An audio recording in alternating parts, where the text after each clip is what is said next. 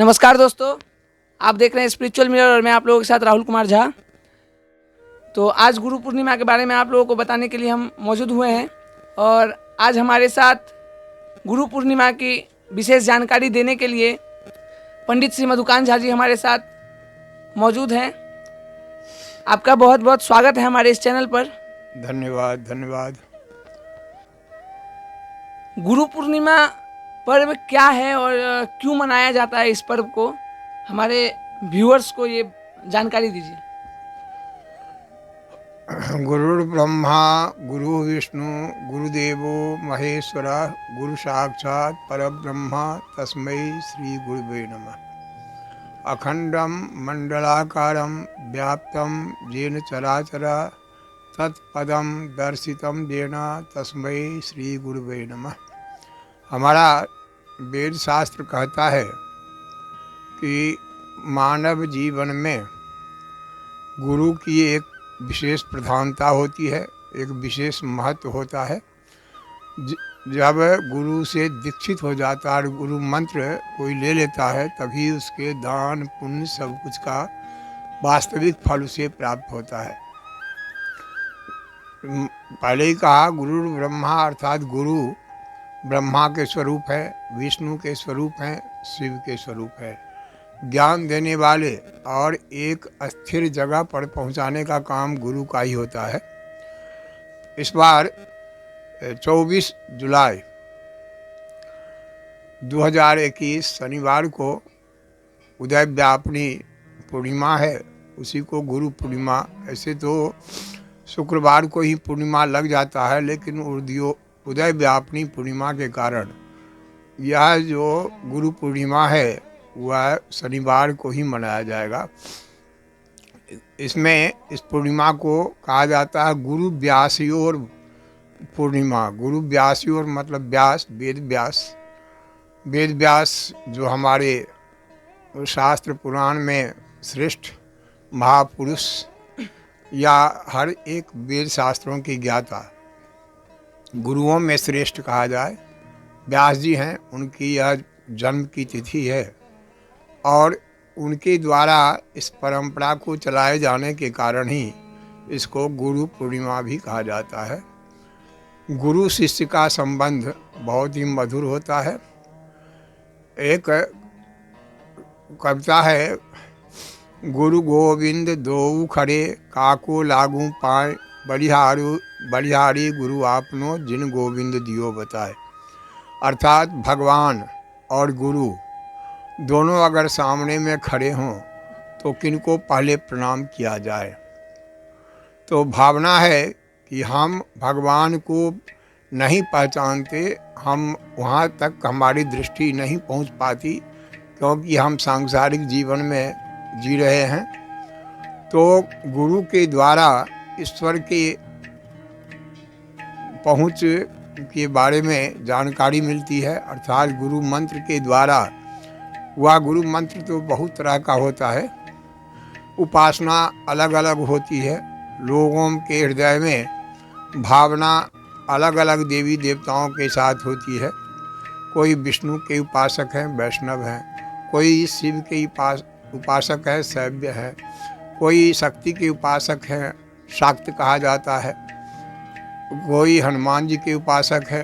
तो इस तरह से हर एक के मन में हर एक देवी देवताओं के प्रति अलग अलग भावना रहती है और इसका उद्देश्य होता है जिस नाम से, जिसके स्मरण के द्वारा कार्य की सिद्धि होती है, उसी के प्रति लोगों का ध्यान स्वाभाविक रूप से आकर्षित होता है।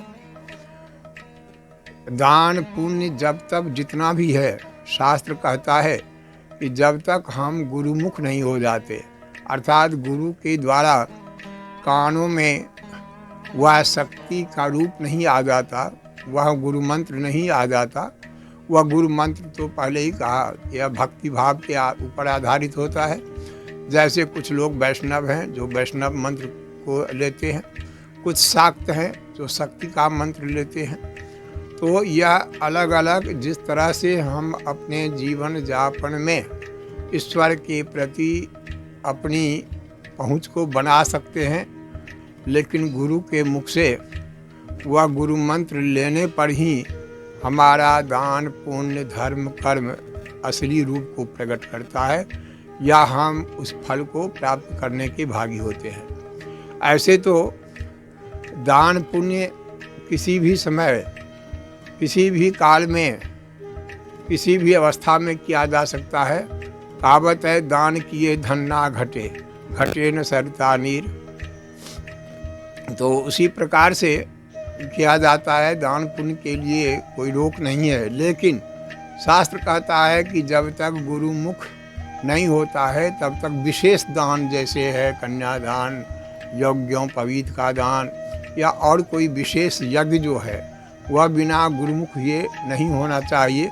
इसीलिए उसका साफल्य तभी होता है जब मनुष्य गुरुमुख होकर के फिर दान पुण्य का भागी बनता है, दान पुण्य करता है। इसीलिए इस गुरुमुख को वेद का दूसरा नाम श्रुति है। श्रुति का अर्थ होता है कान। श्रुति के कान से संबंध है, अर्थात प्राचीन काल में वेदों का ज्ञान कान के द्वारा प्राप्त किया जाता है, गुरु के द्वारा कानों में दिया जाता था, इसीलिए उसको श्रुति कहा गया। तो गुरुमुख जब होता है कोई, स्त्री हो या पुरुष हो, तो उस कानों में मंत्र दिया जाता है और वही मंत्र उसका असली रूप होता है। उसी के ध्यान के द्वारा ईश्वर की प्राप्ति होती है, चाहे वह वैष्णव हो या शाक्त हो। तो इसीलिए गुरु की महत्ता बहुत बड़ी है। शास्त्र पुराण के आधार पर गुरुमुख हुआ व्यक्ति साक्षात ईश्वर को प्राप्त करता है, शक्ति को प्राप्त करता है। इसीलिए गुरुमुख होना आवश्यक माना गया है और बिना गुरुमुख का कोई यज्ञ जाप साफल्य मंडित नहीं होता है। हर एक वर्ष गुरु पूर्णिमा आषाढ़ पूर्णिमा को होता है, आषाढ़ शुक्ल पूर्णिमा के दिन, और गुरुमुख हुए व्यक्तियों का यह परम कर्तव्य है कि उस दिन वह गुरु का दर्शन करे, गुरु के पास जाए, गुरु से आशीर्वाद ले, यथाशक्ति गुरु की सेवा करे।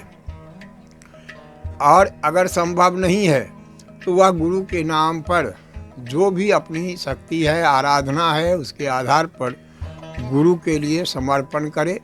गुरु मंत्र को तो जपते ही रहना चाहिए। गुरु मंत्र तो वास्तव में दैनिक जप के रूप में ही आता है। जिस प्रकार हम देवी देवताओं की मंत्र का जप करते हैं, उसी प्रकार गुरु के द्वारा प्रदत्त, गुरु के द्वारा दिया गया कानों में जो मंत्र दिया गया है, वह चाहे वैष्णव हो या शक्ति का हो, जो भी हो, उस मंत्र का जप हमेशा ही जपना चाहिए और उसी के द्वारा सिद्धि की प्राप्ति भी होती है। और इसी उद्देश्य से आषाढ़ पूर्णिमा के दिन, गुरु पूर्णिमा जो दिन है, गुरु पूर्णिमा का दिन गुरु की सेवा करना, गुरु को स्मरण करना, गुरु के चरणों में अपनी भावना को अर्पित करना, यही इसका मुख्य उद्देश्य होता है। बहुत सारे कैलेंडरों में गुरु पूर्णिमा का दिन 23 तारीख को दिया गया है, 23 जुलाई को। तो लोग उससे कंफ्यूज हो रहे हैं।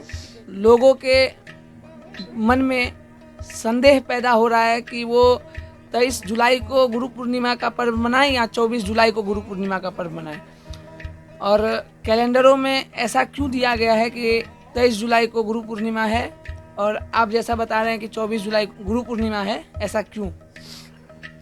गुरु, इस बार मैंने पहले ही कहा कि 23 तारीख शुक्रवार को भी 9 साढ़े 9 बजे के बाद से पूर्णिमा लग रहा है, किंतु 24 तारीख को उदय व्यापनी है, अर्थात सूर्य का उदय हो रहा है और वह सवेरे 9:30 बजे तक है।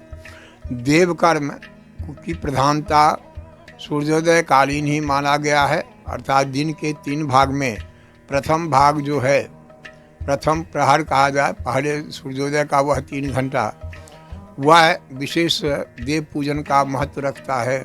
देव पूजा को सवेर के समय किया जाता है, पितृकर्म को दोपहर में किया जाता है। तो इसीलिए 23 तारीख को ऐसे कैलेंडर में दिया है या और कई जगह और भी दिया गया है, लेकिन वास्तविक रूप से 24 तारीख शनिवार को ही गुरु पूर्णिमा का वास्तविक मुहूर्त हो रहा है। क्योंकि उस दिन पूर्णिमा में सूर्य का उदय हो रहा है। इसीलिए इसमें कभी भक्तों को संदेह नहीं करना चाहिए। 24 तारीख शनिवार को गुरु पूर्णिमा का पर्व मनाना चाहिए। गुरु की सेवा में अपनी उपस्थिति दर्ज करानी चाहिए। 24 तारीख को ही गुरु पूर्णिमा मनाइए, जैसा कि पंडित जी ने बता ही दिया कि 24 तारीख को क्यों गुरु पूर्णिमा मनाएं। आपका बहुत बहुत धन्यवाद कि आपने हमारे दर्शकों को गुरु पूर्णिमा के बारे में ये विशेष जानकारियाँ दी।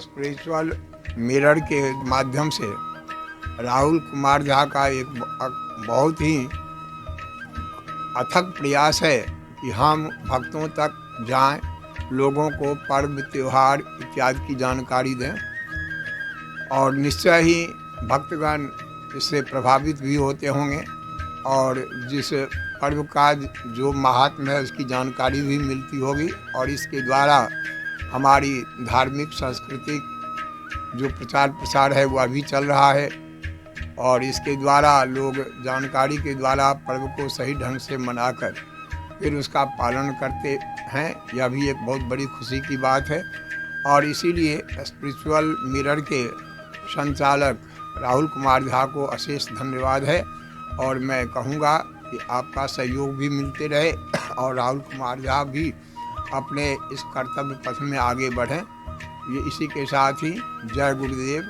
जय ब्रह्मा, जय विष्णु, जय शिव।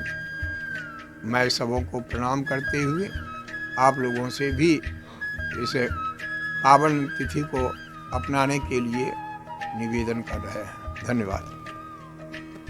अगर ये वीडियो आप लोगों को अच्छा लगे तो इस वीडियो को अपने परिवार वालों को दिखाएं, अपने दोस्तों के साथ इस वीडियो को शेयर करें और ऐसे ही जानकारियों के लिए हमारे पेज स्पिरिचुअल मिरर को लाइक और फॉलो ज़रूर करें। धन्यवाद।